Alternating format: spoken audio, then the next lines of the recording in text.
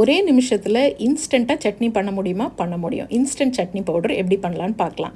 200 gram வேர்க்கடலையை நல்லா வறுத்து எடுத்துக்கோங்க. கூடவே 150 கிராம் பொட்டுக்கடலையும் வறுத்துக்கோங்க. 100 கிராம் இந்த மாதிரி கொப்பரை தேங்காயையும் வறுத்து எடுத்துக்கோங்க. ஃப்ரெஷ்ஷான கருவேப்பிலை ஒரு கைப்பிடி நல்லா நொறுங்குற அளவுக்கு வறுத்து எடுத்துக்கோங்க. ஒரு சின்ன துண்டு பெருங்காயம், ஒரு 7-8 காஞ்ச மிளகா, 2-3 காஷ்மீரி மிளகா, அரை டீஸ்பூன் சீரகம், அதுவும் சேர்த்து நல்லா வாசனை வர அளவுக்கு வறுத்துக்குங்க. ஒரு 4-5 சின்ன துண்டு புளி, ஒரு 5-6 பல் பூண்டு வறுத்து எடுத்துக்கோங்க. அதுக்கப்புறமா ஒரு டேபிள் ஸ்பூன் உப்பு, இதையும் வறுத்து எடுத்துக்கோங்க.